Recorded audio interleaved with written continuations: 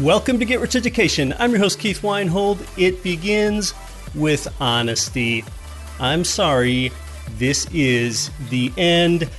This episode is rated PG for personal growth. This is hard to do. It begins with honesty today on Get Rich Education. You know, starting in real estate seems hard for some. Even experienced investors can find it difficult to achieve the success that they had hoped for. What if there was one small change everyone could make that would solve these challenges? Allie Boone offers a book that really no one else has. It's an easy-to-understand glimpse into the real estate investing industry and your mindset. It's life lessons on hacking your mind before you hack your wallet. Her book to grab on Amazon is called Not Your How-To Guide to Real Estate Investing.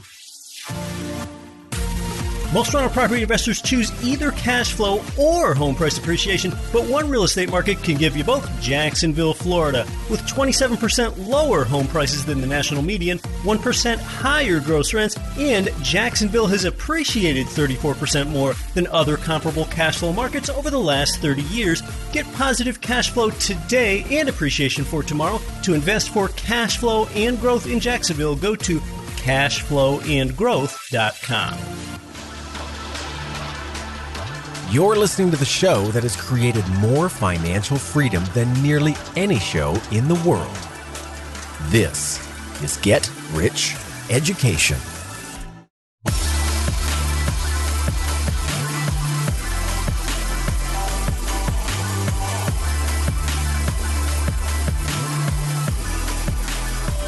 Welcome to GRE. I'm Keith Weinhold. This is Get Rich Education. It begins with honesty. I'm sorry, this is the end. You don't want to be frugal. Just look at the very name of this show, Get Rich Education. Getting rich is living a rich life, whatever that means to you. That's holistic. Now, some people might feel a little ashamed to admit that you would like to create financial wealth. There might have been a time in your life, maybe even now, when you thought that way. I used to think that way during adolescence and beyond. It feels a little wrong or something to get honest with yourself for the first time and admit that, yeah, wealth creation does matter. I think that it takes some life experience and owning up to the fact that once you connect the dots, that when you earn money, well, then that almost always means that you first produced and created value for someone else, so that's virtuous. Then that money can buy you time, buy you a high quality of life, buy you out of unpleasant situations in life sometimes, and enable you to be a giver if you want to be, and help create options that you would not have otherwise had. Now, who in the world wouldn't want more options in their life? When you think about how you're beginning with the end in mind as you approach a new investment or any opportunity in life, a lot of conventional thinking, it says that you need to get clear on what you want first. A lot of goal setter types will tell you that. Clarity is the lens that you want first. The wisdom says it all starts there with clarity. And you know, that is pretty good. But I think there is another critical layer of the onion that needs to peel back. It's one layer deeper than the clarity that you so badly need first. That one layer deeper that helps you set the trajectory and the destiny for the rest of your life. I think that this is a big breakthrough for you. It's bigger than clarity. It's more foundational. Do you know what you need before you can have clarity? It is honesty. It begins with honesty. Thomas Jefferson said that honesty is the first chapter of the book, Wisdom. So do you resent the stereotypical guy that's wealthy? Or have you ever? Let's say he's wealthy, owns a yacht, frequents 7-star hotels, and he pays no taxes. Let me ask you, do you resent him? Now, do you only resent him because you really want to be him? Let's dig below clarity and get to where it begins, right down to the surface. Terra firma, that's honesty. Would you like to legally pay zero taxes yourself or not? Would you like to have residual income that meets or exceeds all of your expenses so that you can have the time to do what you want. If you would honestly want those things yourself, well then look, that admission is a recognition of honesty. And as long as there is virtue behind your honesty, then honesty is a great starting point. Jealousy and resentment of the billionaire that pays no taxes, well, envy is not virtuous. It is covetous. I don't think that having an abundance of financial wealth is a prerequisite to living a good life. It isn't always mandatory. A simple life of fun and family and contribution and camping at the lake and catching fireflies with your kids, that might really be more redeeming if you do want that.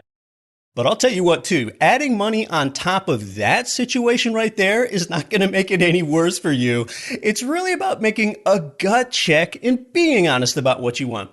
But I will tell you this, in my experience, the same people that say that money doesn't matter, those are the same people that work 40 to 60 hours a week away from their family for money. Well, then if you take away their money, strip them of their W-2 job paycheck, then we'll see how long they'd really keep working at that job. They might also weather a long commute on the highway that they don't like so much. And why would they do that? It's so that they can live in a less expensive housing area further from their job. Well, long commutes, that correlates with a lot of health risks for human beings. If you just had the money, you could live closer to your job and maybe improve your health. So money matters. I'll open up and tell you that my reckoning with honesty, it occurred more than a decade ago when I realized that residual income from real estate is a way out of the rat race. Still then, as that day job worker for my state's Department of Transportation, I plotted out a course for myself, do those real estate cash out refinances, do those 1031 exchanges in order to control more property and more cash flow, the financially free beats debt free mantra. And then about 5 years ago, I figured that I really was getting close to that time where I needed to tell my boss that I quit. But I've got to tell you, and this is why about today I say that I'm sorry, and I say that this is hard. See, it was still just really difficult for me to face the music and do that thing and go into my boss's office face to face to tell her that I was giving my 2 weeks notice. Leading up to that day, after talking with some close friends about it, I kind of found out that none of them could really give me the answer, the clarity there about whether I should decide to quit this safe, stable, secure job that was also a union job. I had a talk with my parents about it over the phone before quitting my job too, including that great influence on my life, Kurt Weinhold, my dad. He neither encouraged me from quitting my job nor dissuaded me away from making the decision to quit my job either. One November day, while sitting in my 8-foot by 10-foot blue-walled cubicle, looking out the window and up into the sky, and realizing that no outside force was ever going to write these big bright red letters in the sky that said, Keith, yes, it is time to quit now. Realizing that no one is ever going to give me that exact definitive answer other than me, it's got to come from within.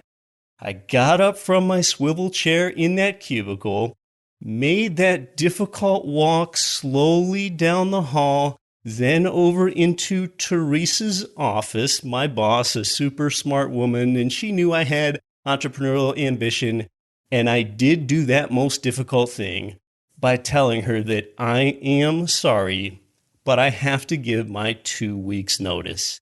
And she was kind of surprised. And yeah, that was hard for me. I've got to admit it. There was a time in my life where I started working for the state where I told myself that, now that I have this job, I'll never need to look for another job. I'll stay here for 30 years until I retire. It's stable work. It's union work. This is state government employment. The state doesn't go out of business. They rarely make any layoffs. I even had a pension that I walked away from. And I had 7.2 weeks vacation as a young guy. Plus, I got a ton of paid holidays off work, like holidays that you've never even heard of. The most I ever made at that job in 1 year was $108,000. I know I've mentioned that part on the show before. That might be 130K in today's dollars. All those things, those benefits really, although I was grateful for them, and I also worked with a lot of great people at my job, it was not enough. Well, why did I walk away from all that? It is because it begins with honesty. To postpone freedom for decades doesn't make sense. What also helped steer my compass was telling myself that at least I have to try. If I don't try, then I'll never know. And in life, you are more likely to regret the risks that you did not take rather than the calculated risks that you do take. Another consideration while I worked there, the DOT really wanted me to work more during the best summer months rather than in the winter, and I just didn't want to do that anymore. Gosh, in my experience, a lot of people will exalt, they'll put a stable job up above what they really want. You know, another question that I asked myself that helped give me the honesty that led to clarity, this is a question that you might ask yourself if you ever find yourself devoting a lot of time to any endeavor where you're questioning how redeeming that is, or if you're ever going to get that time back. And that question is, are you replaceable? Is what you're doing, is that a job where someone else could reasonably come in and do about the same thing as what you're doing? If you're replaceable, then your job probably has less meaning to you. It probably means that you don't need to be as creative, for example. Now, replaceability isn't your only question, but it is a question to ask yourself in finding your best and highest use. At the job that I used to have, as good as it was in these conventional ways, it even had a number assigned to that job position. The state was a big employer. My job position had like a number code where several of us had that same number code and work position. So ask yourself, am I replaceable here? Hey, be an NFT, be a non-fungible token. That's kind of the buzzword today, right? Fungible means replaceable. If what you're spending your time on is truly not getting you to where you want to be, well, then you only own a job. Ask yourself if what you're doing is truly getting you to where you want to be. If not, start to mount an escape plan. Residual income from real estate can do that. Now, understand that with replaceability, I'm chiefly talking about this in a business sense. You might tell me that, hey, you're already irreplaceable as a parent, so you're irreplaceable to every one of your children. And I think that's great, by the way. But, now about 5-6 years after quitting my job at the State Department of Transportation here, sometimes I still see old coworkers around town, and I meet up with them, and during our chit-chat, often they say to me, hey, Keith, we would have you back at the DOT if you want to come back. And I will admit to you, maybe this is where I can still think more abundantly, that there's still a little part of my brain that does tell me, oh gosh, I'm kind of glad that they said that I could return. It begins with honesty, right? I've got to be honest that this is still how this makes me feel. Slightly good that I could have that to fall back on, even though I know that I won't. But I am sorry.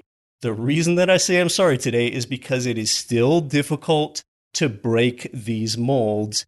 It was still tough to tell my boss that I quit this job. It will be hard for you if that's your path. This is the end. It's the end when you think about some of these things like options and replaceability. It can be the end of the smaller life that you might have been living before. It is about overcoming fear. But one thing that I'll say about fear is that fear is not the best of who you are, and you know that to be true. Fred Rogers said that honesty is often very hard, the truth is often painful, but that freedom that it can bring is worth the trying. Oh yeah, does that inspire you or what? Yes, you probably know Fred Rogers as Mr. Rogers from the influential TV show.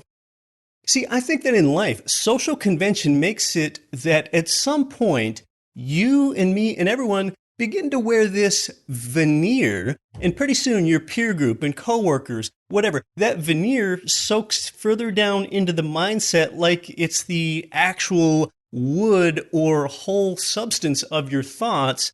and behavioral processes. Here's what I mean. When it comes to financial betterment, this social conditioning, it makes people say things that are complete nonsense. Like, I want to be frugal. I just always want to be frugal. All right, well, some of these things are virtuous, like having a productive job and some measure of prudent frugality, I guess, but I say no. No way. You don't really want to be frugal and not vacation in Turks and Caicos ever, and not live in a bigger home with more options and a nice fenced yard. What you really want to say instead is, I want to live well, but you don't say I want to live well, and many never do until you learn about a vehicle. It's that vehicle for doing it, like real estate investing. When I say it begins with honesty, it's often peeling away that I want to be frugal stuff and replacing it with I want to live well. That's where honesty resides. It can be hard to do though, but just like anything worth having in life, it's hard to get at it. Now that you're honest, you can get clear. You don't have to stay small to fit in, yet most people would rather stay small to fit in. I've got to tell you, oh dear, I don't know if this is going to make me laugh or cry. I was doing some searches the other day and I ran across this book that had a title that made me cringe. This book, this really exists. It is called, can I say it without laughing? The Ultimate Guide to Living Below Your Means. The Ultimate Guide to Living Below Your Means. Look it up. That is so beyond ridiculous. I mean, talk about not doing the right thing before you do things right. Talk about not being honest with yourself first. Like, you're going to read a guide and take effort to figure out how you can get less out of your life, or live below your potential, or go and set yourself up for failure, or talk yourself out of writing your first book, or whatever it is. The Ultimate Guide to Living Below Your Means. My goodness, what are the sequels to that depressing book? How to run a mile as slow as you possibly can? How to lower your basketball free throw shooting percentage? How to negotiate a pay cut with your boss? I don't know if that author began with honesty before clarity. In any case, when it comes to beginning with honesty, which of these two key resources is more valuable to you, time or money? All right, here's a great little mental exercise. A lot of people like to say that time is more valuable. But if that's true, then who do you resent more? All right, the person that posts photos of their Learjet and their Ferrari on social media, or the person who posts 3 weeks of a blank calendar showing that they don't have any appointments for 3 weeks so that they're going RVing with their family to the Grand Canyon National Park? All right, which of those things appears more aspirational, the Ferrari thing or the 3-week blank calendar? I think time's more valuable, but if time's more meaningful, then you ought to find the blank calendar to be more braggadocious than the fancy car photos. But I think most people see it the opposite way. I'll tell you something weird about myself. I've talked about it before. I don't like text messages. They are intrusive. They break up focus time. And I often go an entire day without any text messages because I have set up my life that way. Well, you know what? If time is better than money, then why is getting no text interruptions or having open time on the calendar, why are those things not seen as an ostentatious display of wealth? Time beats money. You know this on some levels. That's exactly why if you get in legal trouble, getting fined is better than getting arrested. Getting fined only takes your money, and getting arrested takes your time and your reputation. So I don't really recommend doing either of those things, getting fined or arrested. But when you get honesty first, it's about writing your own reality check to yourself. That can be hard to do. And you know, I don't want to touch too far beyond finances, but some of this goes beyond finances. I think it's common among motivational speakers to say something misguided. You know what people say? Don't care about what other people think about you. Oh, really? I say you had better care about what other people think about you. Yeah, care about what others think. There is profundity in that statement. People do care about what others think, and they should. If they didn't, men wouldn't comb their hair or use deodorant. Women wouldn't wear makeup if others didn't care about what they thought. And L'Oreal makeup earnings are probably still doing quite well, even despite Zoom's touch-up appearance feature. Come on. Honesty, people. People care greatly about what others think. Exceedingly few people will publicly admit that they're wrong about something or that they failed. Look at how people show off their investment gains only and not their losses. It's because people care about what others think, and you should too. Look at all the trouble that people go through to get testimonials and positive reviews for their website. Again, it begins with honesty. You do care about these things, but yeah, just don't care about that one too much now. So it takes some introspection to get honest first, and often it is orthogonal to societal norms and these ridiculous veneers that people wear. Many people wear them all of their life. People resent those, not just that are wealthy, but that have success outside the financial world. It is get rich education. Be proud of that. You're being honest. You're making more of yourself and others. Just look, take Tom Brady. For those outside the United States that don't know about him, he's a 7-time winning Super Bowl quarterback, more than anyone else. He looks good. He's married to a model. People resent that success. This is despite the fact that Tom Brady is a 43-and-a-half-year-old man that plays a physically grueling sport. Most people at that age are long retired. He's not only active, but he wins. Brady gets slammed to the ground by rugged 300-pound professional athletes that charge after him and slam Tom Brady's shoulders, neck, and skull down into the ground. It doesn't matter to people that aren't honest with themselves if they root against Brady. People resent success. It is irrational to want someone to lose simply because they've won. I want him to lose because he wins? That makes no sense. People that root against Brady for this reason probably are the same people that think that everyone should get their turn to win so that everyone gets a trophy. That's ridiculous. It comes back to honesty. I am sorry because it's not always easy. This is the end. This segment of the Get Rich Education Podcast, episode 336, could very well be the end of that for you. So to get what you want, reach beyond clarity, peel it back to honesty, start there. Once you're honest, you can get clear. Honesty supports clarity. Now, with the mindset segment over, let's talk about real estate investing. There is something crazy, almost incredible happening in the real estate world. It's probably happening in the neighborhood right now where you live. It's going on right now. It affects you and maybe even your family and certainly your investment world. I don't know if you realize just how absurd this is and what you need to do about it. I'll break it down. That's straight ahead. I'm Keith Weinhold. You're listening to Get Rich Education.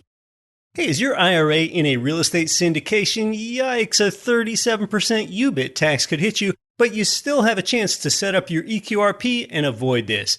Did you make too much money in 2020 and need more deductions? Now federal law lets you set up an EQRP in 2021 and get deductions for last year, retroactively. Even put old IRA and 401k money in Bitcoin, gold, or your own business. Get control of all of your retirement money, tax and penalty free. Text EQRP in all capital letters to 72,000. The people that our listeners can't stop talking about are Ridge Lending Group and MLS 42056. They provided you with more loans than anyone. It's where I got my last few loans, and they finance single-family income property up to 4plexes. They're the #1 lender for both beginners and veterans. Start your pre-qualification, chat with President Chaley Ridge personally, and you'll end up with your custom plan for expanding your cash flowing portfolio. Start at ridgelendinggroup.com. This is our Rich Dad, Poor Dad author, Robert Kiyosaki. Listen to Get Rich Education with Keith Weinhold. And the reason I respect Keith, he's a very strong, smart, bright young man.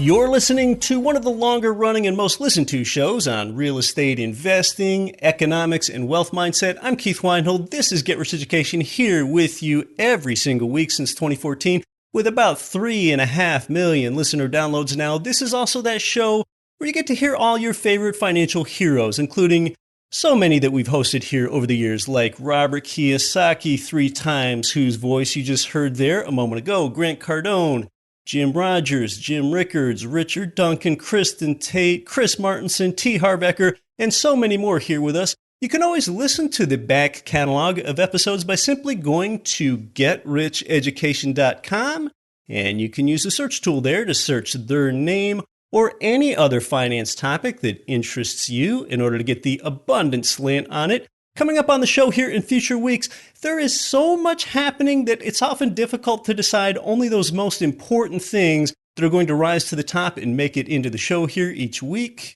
We've got some actionable content coming up in addition to our usual educational material. Ken McElroy is going to be joining us here yet again soon. Yes, that is probably going to make him the third most recurrent guest in GRE history. Tom Wheelwright still has that commanding lead spot there. Ken and I are going to host the inflation edition here on the Get Rich Education podcast. Median sales prices of houses sold in the United States hit an all-time high. It's up again. In the latest quarter ended, it is now over $340K, up to $346,800. That is per the census and HUD. Now, some lay people, they broad brushstroke that and think that, well, maybe houses are approaching some overvalued condition. Don't buy that malarkey. With all due respect, that's a bunch of malarkey. Give me a break. That's a bunch of malarkey. Is that a bunch of malarkey? President Biden thinks so. I think he was talking about something else. But really, though, we know here that housing values and affordability are about more than that headline capital price. Almost no one buys a property based on a price. They buy based on a payment. So after factoring in low mortgage interest rates and the inflation-adjusted price and affordability, which factors in wages and salaries, not only are real house prices lower than they were during their 2005 to 2006 peak, they are actually fully 27% lower than they were in January of 2000. That is per the First American Real House Price Index, which adjusts for those factors, and that methodology is linked in the show notes for you today. Speaking of malarkey, among some, there seems to be this myth that keeps perpetuating that a rental property needs to meet the 1% rule before it's a good buy. I'm not sure how this myth began. Now, 1% is a desirable ratio to get. I've talked about that a good bit. And that means that if you've got, say, $1,500 in monthly rent income on a property with a purchase price of $150K, that's that 1%. Well, first of all, there is no 1% rule, which means a hard and fast rule that shouldn't be broken. That's merely a rule of thumb or a guide to what could make a wise income property purchase. See, 10 years ago, 1% was more practical. But what has happened since then is that a major input into what makes a cash flowing property has really tilted in your direction as an investor. That is the historically low, record low mortgage rates that we've seen in recent years, especially this year. Well, that's exactly why a 1% rent-to-value ratio from years past might be about equivalent to an 0.8% rent-to-value ratio today, because your biggest payment, your biggest expense is that principal and interest.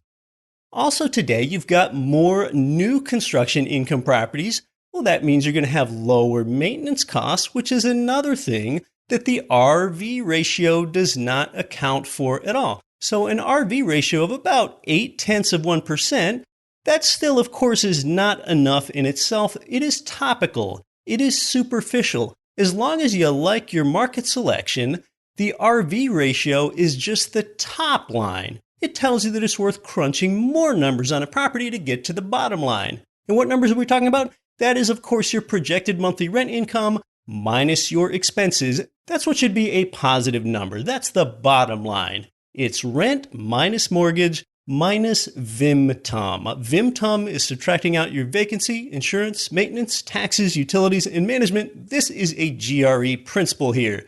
Yeah, VIMTOM. I made that up because I like easy ways to remember things. With today's rock bottom interest rate, 0.8% often works, but run that VIMTOM because sometimes other things change. For example, on the downside for you, property insurance rates in Florida have gone up.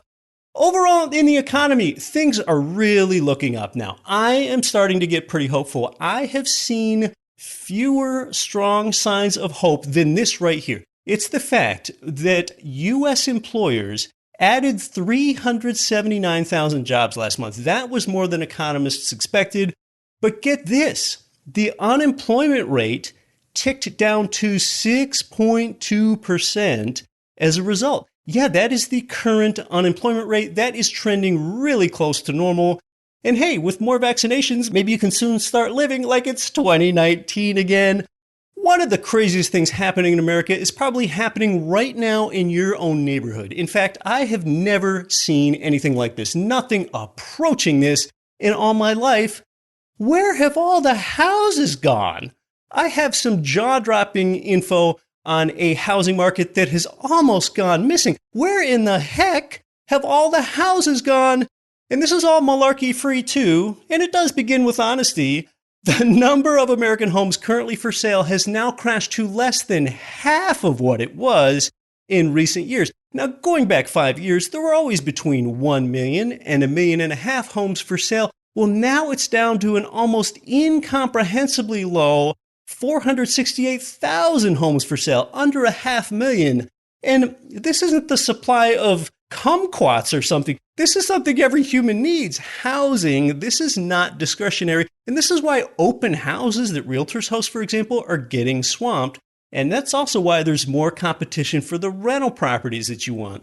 And understand that this 500,000 figure, that rolls in everything. Single-family homes, condos, and townhouses currently for sale. And it's pretty safe to say that there's a similar dearth of supply for duplexes up to fourplexes as well, although that's not included in this figure that I'm giving you. So what is going on here? What is behind this aberration?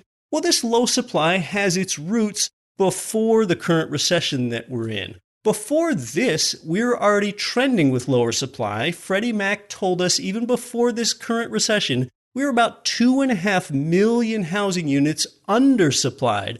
See, back following the 2007 to 2009 global financial crisis, we were so oversupplied with housing then, the contractors left that line of work. They knew that they didn't need to add supply for years, so they went off and got retrained in other things. Home builders just left the industry. Well, now it really takes time to bring people back on and get them retrained and try to get home builders to catch up again. And we've also seen price spikes in some building materials like lumber, and we've seen supply disruptions on things like concrete and drywall. And though I spoke in terms of national figures there earlier with that under 500,000, this has affected nearly every corner of America with this housing supply crash from New York to DC to Cleveland to Chicago to Austin, Texas. You should just see it on a chart, this figure dropping off the table.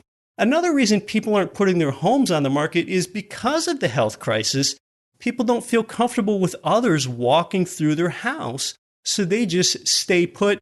And you've got to remember that a great deal of homeowners in this nation are baby boomers, and that's a group that is at higher risk. Another reason that people are staying put in their home and not putting it on the market is we don't really know what the future of remote work's going to be like. We don't know what that's going to look like in 6 months, so they don't know what they want to move into yet. And people that have been living in their starter home for 5 or 10 years, they're not moving over into their forever home yet because they just don't know how that's going to look. And this is sort of a self-reinforcing thing. If you as a homeowner don't think there's much replacement housing for you to go buy, well, then you'll get concerned and you'll stay put because you know that you've got a place to live. And those historically low mortgage interest rates are just another reason that people don't want to sell their homes. You might be one of these people. You want to keep your current home And even if you sell that current home and you move somewhere else, you want to retain that as a rental. I mean, who wouldn't want a few of these 3% low mortgage interest rates on homes if you get a number of homes? So that's a big reason for the dearth of supply. The demand for housing being up, that still confuses a lot of people because unemployment has been up. So why has there been a lot of demand if unemployment has been up? That just doesn't go together. This is what 20th century economist Joseph Schumpeter, who really was seen as one of the more brilliant intellectuals of the entire century, it's what he characterized as that K-shaped recovery. That K-shape, meaning the haves can afford the homes and the have-nots cannot. See, what happened is in the recession, those that could not afford to buy a home anyway, they were those people more likely to be laid off in the recession. Think about restaurant and hospitality and tourism-related workers. But see, oppositely, the knowledge-based workers, the upper branch of the K-shaped recovery, they're the people that could just flex into working from home. And now those people, they really put a premium on the quality of their home because now that's where you live and where you work and where you work out and maybe where you homeschool as well. So that's really what's driven a lot of the demand. Another reason that the demand continues to drive forward for more housing in the United States, this is a long-term macroeconomic trend, and so many people overlook this, and that's just because in the United States, we constantly have population growth. In a nation of 330 million people, we continue to grow at 1 to 2% every year with no stopping and no stopping to that trend projected anytime in the near future. So if we just zoom out for a moment and look globally, Americans shouldn't take that for granted. A lot of nations are losing population, chiefly due to low birth rates, but there's some other reasons. Nations losing population include Japan and a lot of nations in Europe that are losing population like Ukraine, a lot of the Balkans nations like Romania and Bulgaria and Serbia, Greece, Hungary, Italy, all of the Baltic states, Spain, Portugal, Poland, all losing population. And then some of the world's more troubled places like Syria and Venezuela. Russia has now gone negative with a slightly declining population. All right, well, with a growing American population, well, of course, that means that more people need housing, driving this most basic demand amidst the chronically low supply. And here on this show, even in the U.S., we often select those markets that are growing faster than the national average to help give demand ballast and support to your long-term income property investment. Median prices have been swelling up here in America, even as high as 15% in some markets. And this high demand and low supply, when that means that people swamp these open houses, what happens is homes are getting multiple offers on them. You know what multiple offers on a home does, and all this competition that comes in, that continues to drive the price. I do not expect that to change anytime soon. That is going to continue to keep prices buoyant for American housing in both the short term and the medium term. So hang in there on the properties that you're trying to get under contract at these low interest rates that you can lock in for 30 years. And by the way, I recently covered some of this housing supply crash topic on an entertaining video on our Get Rich Education YouTube channel. Check it out as I've been adding more content there than ever for you lately on our YouTube channel.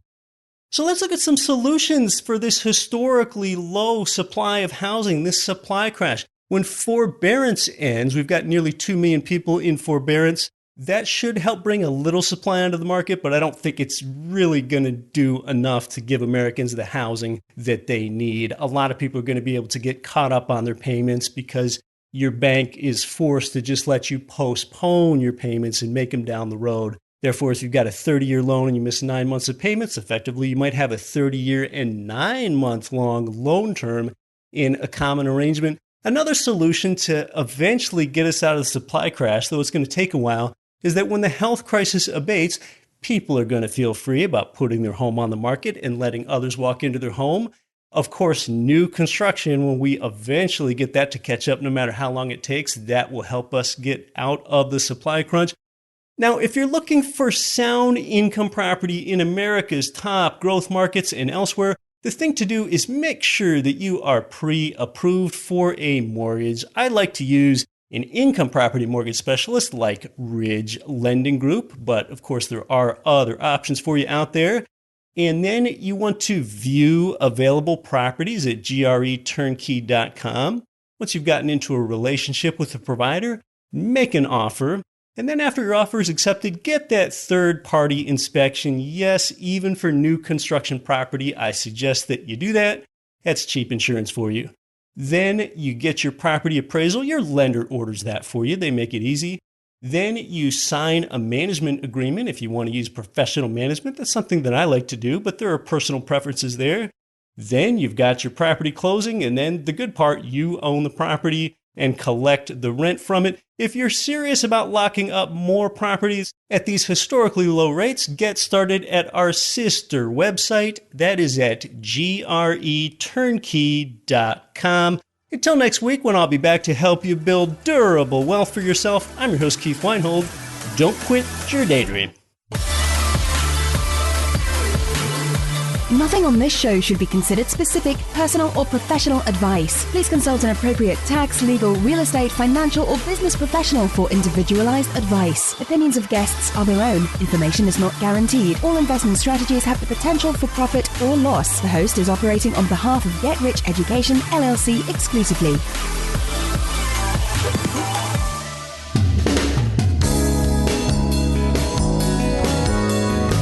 The preceding program was brought to you by your home for wealth building, GetRichEducation.com.